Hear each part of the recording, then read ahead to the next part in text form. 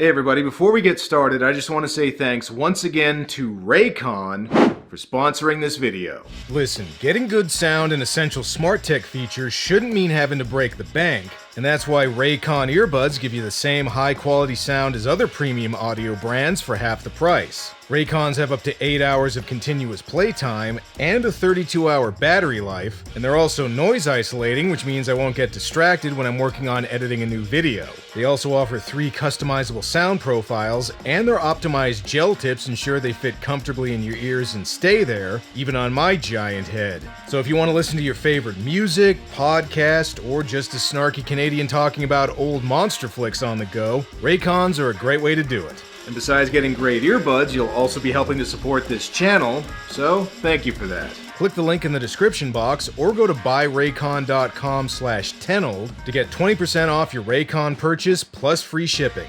Alright, let's get into it. Wow, another fantasy movie, huh? Well, I did 2 in a row, might as well go for 3. The last 2 movies I did were groundbreaking efforts that set a new standard for fantasy adventures, while the one I'm going to talk about today is definitely another one that exists.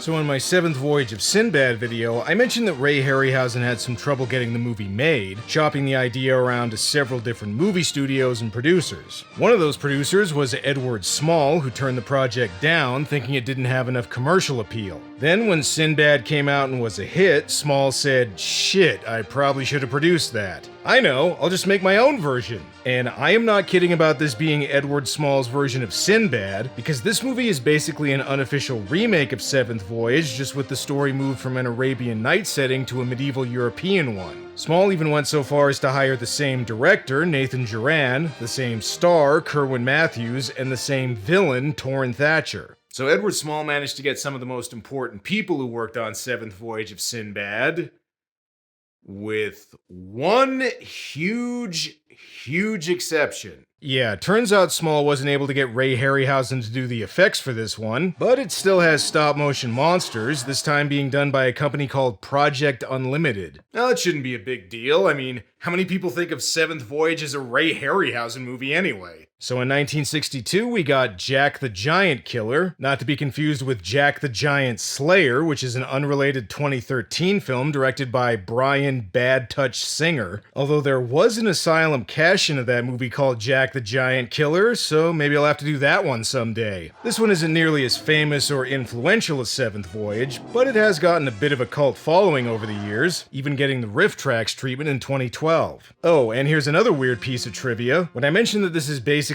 Edward Small's version of the 7th Voyage of Sinbad, apparently Columbia Pictures thought so too and threatened to sue Small, which resulted in some later releases of the movie being awkwardly dubbed into a musical. What happened? We thought we could do it, but we were wrong. We have failed, Master. We have failed. The princess. Where is she? Okay, as tempting as it is to riff that version of the movie, what do you say we just stick with the original for now? Edward Small presents, I really screwed up not producing that Harryhausen Sinbad movie, so here, have this 1960s version of an Asylum knockoff instead. Also, while the effects in 7th Voyage were presented as being in Dynamation, this movie is in Fantascope, which is like the RC Cola version of Dynamation. And nice of the movie to cross-promote its own novelization tie-in. The legend of Jack the Giant Killer was born more than 1,000 years ago. Yeah, I think this legend was born about 4 years earlier when Edward Small saw Sinbad's box office returns. So as you can probably tell from the fairy tale opening, this movie is much more geared towards small children than Sinbad was. Anyway, the story is an evil wizard named Pendragon was banished from Cornwall and plotted his revenge, waiting until the coronation of the princess, Elaine. And I can see why he waited until now. Coronations are a great excuse to get wasted. This guy's gonna drink until that duck looks attractive. As the people of Cornwall celebrated, Pendragon arrived. Okay, I guess in this movie's universe, being exiled just means you can come back whenever you feel like it. It's okay though, not only is Pendragon wearing a disguise, but he also brought a present for the princess. One thing about Torrin Thatcher in this movie, I mentioned in my Sinbad video that he looked like he could either be an evil sorcerer or a thug from a Batman movie, but in this one he looks like a creepy guy you'd avoid at a Ren fair. Anyway, regarding his gift to the princess, he got her an action figure that moves by itself. A really creepy looking action figure. He walks. Why, he could almost be alive. This thing looks like it's straight out of the amazing stop-motion circus. I believe he wishes this dance. Okay, so just as a reminder, here's how the seventh voyage of Sinbad started.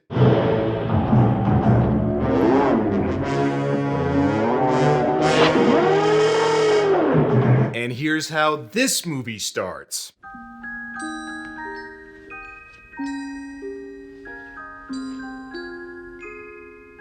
Yeah, I have a feeling this one's not gonna be as good. Oh, I love it. I'm gonna put it in my room next to my Funko Pops. Later that day for night, Pendragon returns to peep in on the princess while she's sleeping, so I guess he really is a creep from a Ren fair. Also, turns out there's more to that doll he got her than meets the eye. For starters, he's a grower, not a shower, and good thing he's not a shower considering these camera angles. Alright, as much as I joke, some shots like this one of the monster's shadow getting bigger are actually kinda cool.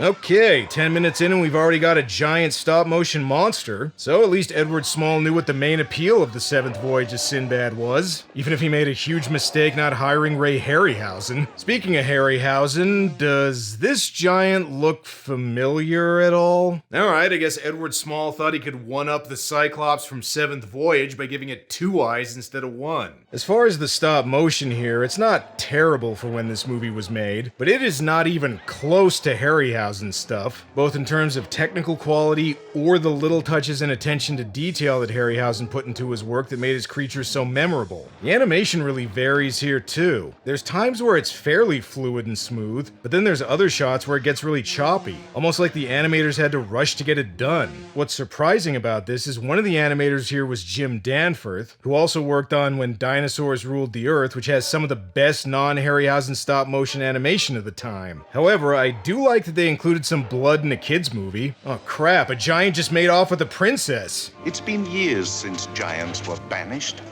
Why would they return now? I don't know, Pendragon was banished and he just waltzed right into your daughter's coronation. What's stopping giants from coming back? We then cut to our hero, Jack, played by Kerwin Matthews. A simple farm boy who coincidentally happens to live right next to the spot where the giant's taking the princess so he can hand her off to Pendragon's henchmen. Huh, I was wondering what that weird little guy was doing there. It doesn't help that instead of trying to escape, the princess just runs right into this guy. Leaving so soon, princess? Leaving? She practically handed herself right to you. Quick, Jack, save her! The giant might be some trouble, but by the looks of it, this guy's about 5'3". He shouldn't be too hard.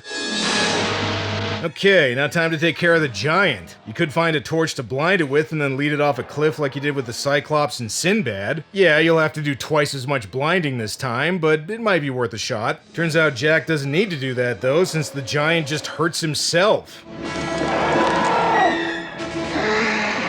Flour mills. A giant's one weakness. Alright, you know what? The way Jack kills this thing is actually pretty gruesome for a kid's movie. First he makes a giant noose to try and hang the giant with, and when that doesn't work, he takes a scythe and starts hacking the shit out of it. There's no clean Disney-style death for this guy. You killed him. It was nothing.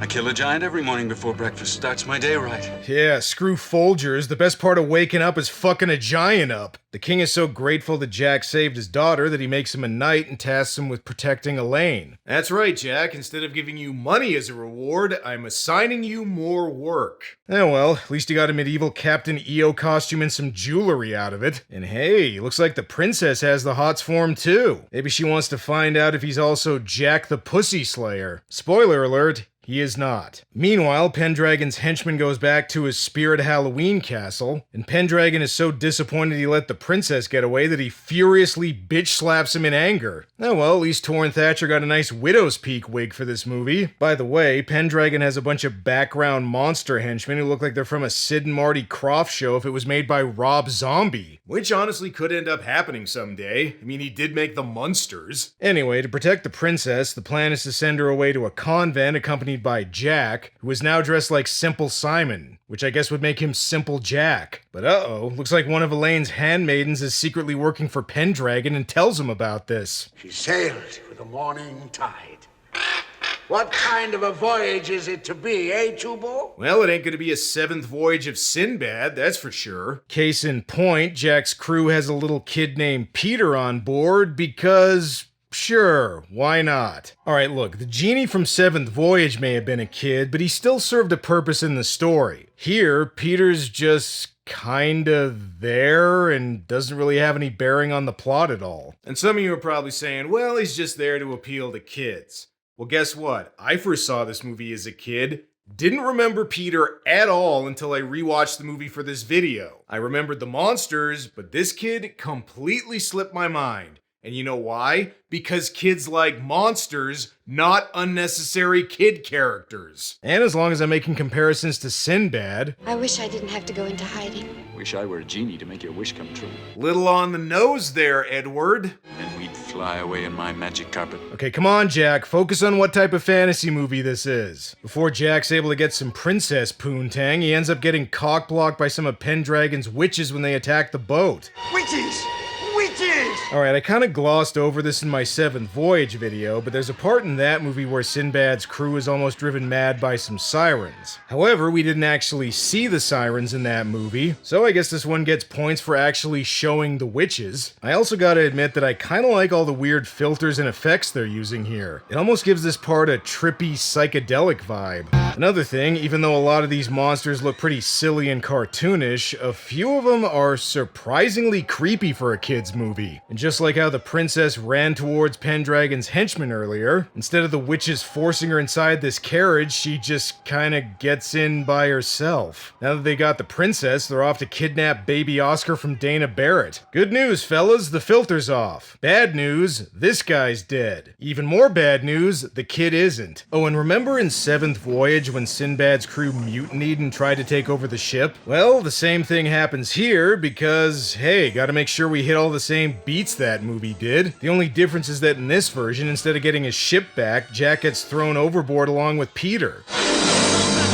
Alright, kid, how about we play Titanic? I'll be Rose and you be Jack. But aren't you Jack? Shut up and start drowning! Meanwhile, back in Pendragon's castle, turns out his dungeon is also a BDSM dungeon. I'm not joking, he looks like he's about to throw a medieval Eyes Wide Shut party. I don't even want to know what he's gonna do with this thing. Actually, he uses it to cast a spell on Elaine to turn her evil, which weirdly enough has the effect of making her even hotter. I may be bad, but I feel good. Alright, your highness, I've turned your daughter into a sexy monster girl. Now give me the throne or I'll post her nudes all over 4chan. And here's a twist, turns out the handmaiden that betrayed the princess to Pendragon earlier is also a sexy monster girl. Break the mirror! Break the spell! Well, you ruined it. I'm sorry, forgive me. We do not blame you, Constance. However, we are still going to burn you at the stake. Back in Jack's storyline, him and Peter end up getting rescued by... a Viking? Here, drink. A Viking that's cool with underage drinking, apparently. You know, between this and Jack mentioning genies and magic carpets earlier, this is a real hodgepodge of a fantasy movie. At this point, I wouldn't be surprised if a leprechaun showed up. Have a care, just a moment, and nothing you'll get, you murderous Viking. Me power's reserved for one to me liking. Okay, sure. Whatever. So, yeah, instead of a genie in a lamp, this one has a leprechaun in a bottle because, hey, we don't want to make it too obvious we're copying Sinbad. However, while the genie in that movie only had a riddle needed to set him free, the leprechaun speaks exclusively in rhyme. A noble flame if spoken true. Pick up the bottle. I dare you to. Wow, I bet this character won't be obnoxious. Okay, look, the genie in Seventh Voyage may have been played by a kid, but as far as those things go, he wasn't bad. Okay, sure, there were lots of times where he could have helped Sinbad a lot more than he actually did, but the point is, he wasn't that annoying. The leprechaun, on the other hand... For his island will sail to twist Pendragon's tail, and the princess will say from that horrible name... Yeah... Anyway, the leprechaun offers to give Jack 3 wishes in exchange for setting him free, but remember, he's totally a leprechaun and not a genie. It's different, okay? Well, looks like they reached Pendragon's Island, and now that Jack has a magical leprechaun, that means he doesn't need these 2 extraneous characters anymore. Good luck finding the princess, Jack. In the meantime, I gotta practice for an opera. Killed a wabbit, killed a wabbit. I don't know about this. It's bad enough that Jack's sword looks like a cheap plastic toy he bought at Dollar Tree, but Pendragon's castle looks like it's straight out of that shitty NES Dragon's Lair game. Not only that, but Pendragon uses his magic to conjure up some guards who look like they really have to pee.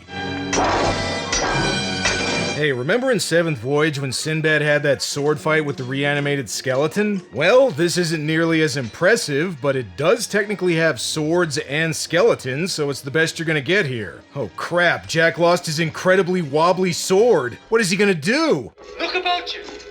He's a born. Don't worry, Kerwin Matthews will do plenty of that when he retires and opens an antique store in San Francisco. The leprechaun also gives Jack a magic whip. I would make an Indiana Jones reference here, but considering this is a knockoff, it's more like Treasure of the Four Crowns. Another thing, in Seventh Voyage I mentioned that the genie did too little, but here the leprechaun arguably does too much. He even enchants Jack's sword so it's impervious to Pendragon's magic. What would Jack have done if he didn't find the leprechaun? Would he have just died as soon as he got to the castle? Alright, Pendragon, tell me where the princess is or I'll make the leprechaun start singing. On the other side of the island, there are the ruins of a little Roman temple. We've already got a Viking and a leprechaun, so might as well throw some Roman shit in there too. Of course, Pendragon's lying, the princess is right here, and she offers to help Pendragon by tricking Jack into revealing the source of his magic power. I never thought I'd see you again, Jack.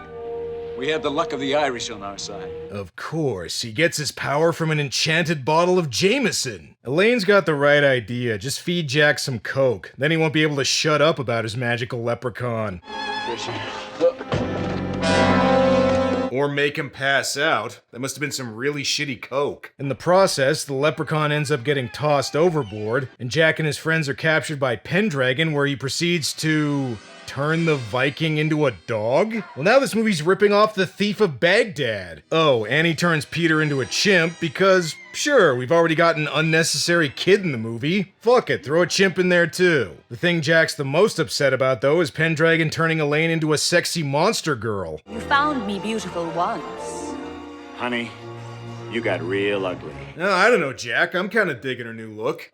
Am I not beautiful? Yeah, I think so. Jack manages to escape when he asks Chimp Peter to pretend his ropes are somebody's face. And come on, Jack, don't smash the mirror and put her back to normal. Okay, did anybody like her better when she was evil? Anybody? No? Just me? Okay. Now that she's cured, Jack and Elaine try to run for the boat. But hey, what about the leprechaun? Jack! Jack, come back! Your rhymes are getting a little lazy there, dude. There's now only 15 minutes left, and you may have noticed that besides that one giant from the beginning, there hasn't been a whole lot of stop-motion monsters so far. Well, Pendragon decides to fix that and gives us a... two-headed giant. Alright, well I guess if they included a two-headed bird like in Seventh Voyage, that would have been too obvious, so sure, we'll go with another giant. We're still giving him goat legs though, that is non-negotiable. Alright Jack, you got one wish left. Hopefully the leprechaun doesn't just hand you a rope like the genie from Sinbad. Or summoning another monster works. We do have a lot of lost time to make up for. Hey, remember how awesome it was at the end of Seventh Voyage when the Cyclops fought the dragon? Do you want to see that again? Sorta, but not as good? Well, here it is.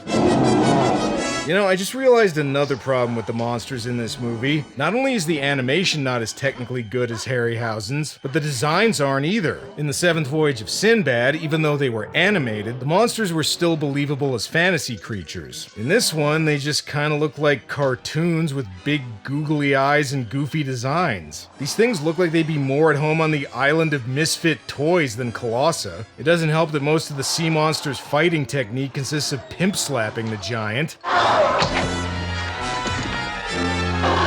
Okay, well, apparently it worked. Alright, we made it back. Sorry you two are stuck as animals, but try to poop off the side of the boat if you can. Pendragon's not done with him yet, though. And turns out his name isn't false advertising, since he uses his magic to transform into a dragon. At least I think that's supposed to be a dragon. I mean, just look at this thing. It looks like an adorable puppy dog. Did they steal the head from Davy and Goliath? Okay, I know I keep comparing this to Harryhausen's work, but here's the dragon from Sinbad, and here's the dragon from this movie. Which one do you think is better? Not only that, but its size really varies too. There's shots where it seems huge, and then others where it doesn't seem that much bigger than Jack. Oh well, now that he's in the air, this seems like a good time for Jack to pose for the movie's poster. Unlike in Sinbad, Kerwin Matthews doesn't have a giant crossbow, so how the hell is he gonna kill this thing?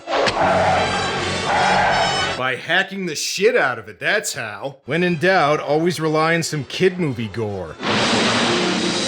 Jack's in luck too, because killing Pendragon also results in his castle being destroyed and his minions getting killed. Oh, and it also restores these two back to normal.